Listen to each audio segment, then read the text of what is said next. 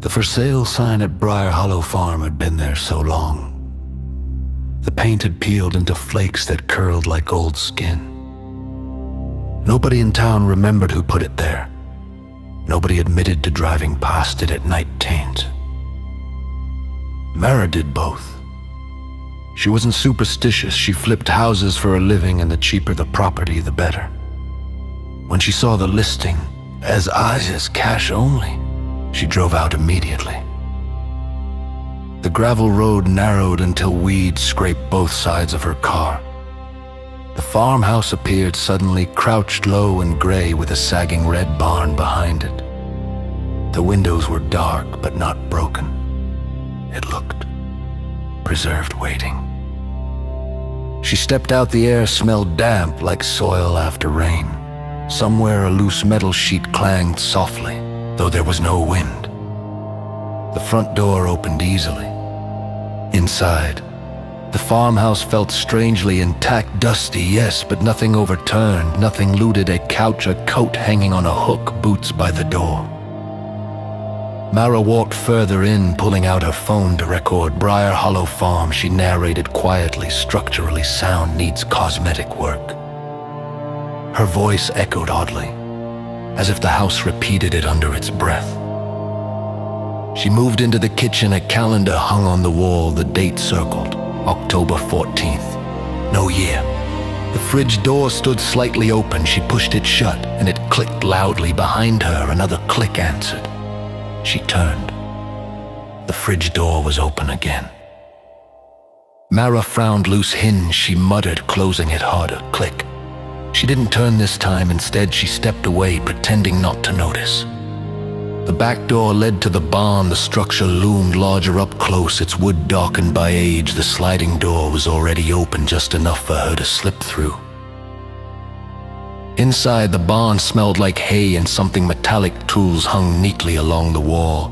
A ladder leaned up to the loft. She climbed halfway before stopping. Someone was humming, soft, tuneless, coming from above. "Hello," she called. The humming stopped instantly.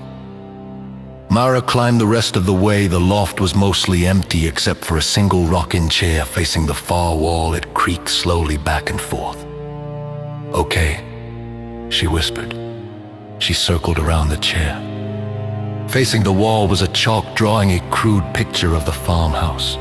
3 stick figures stood outside it. A 4th lay beside the barn, crossed out.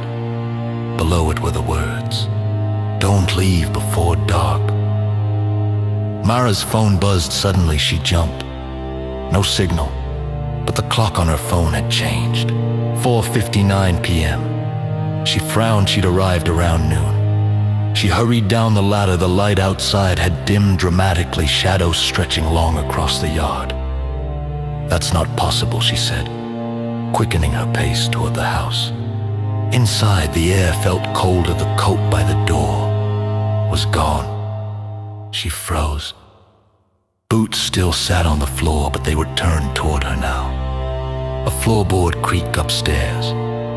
Mara backed toward the front door and pulled it open. The sky outside was nearly dark.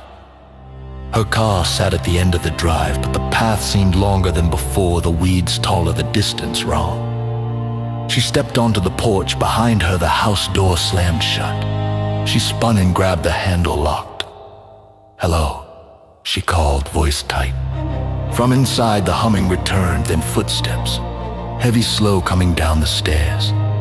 Mara backed down the porch steps. "Not funny," she whispered, though she was alone. The barn door creaked open on its own. The humming shifted, now coming from there. She ran toward her car. Halfway down the drive, she stopped. Her tire tracks were gone. The dirt looked untouched. Her car keys slipped from her hand and landed in the gravel. When she bent to pick them up, she noticed something carved into the ground. "Stay until morning." She grabbed the keys and sprinted to the car. The engine turned, but didn't start. Once, twice, dead. The humming grew louder. She looked in the rearview mirror. Someone sat in the back seat. A man in overalls, face pale, eyes sunken. He watched her silently. "You came before dark," he said. Mara couldn't breathe. "You have to stay now." She flung open the door and ran blindly toward the fields. The corn scratched her arms as she pushed through. The humming followed, always just behind her. Finally, she burst out the other side. Morning sunlight blinded her.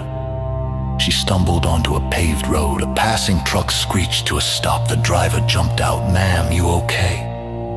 Mara nodded weakly, turning back. The field behind her was empty. No farmhouse, no barn, no road, just open land. A week later, Mara checked property listings again. Her hands trembled. A new posting had appeared.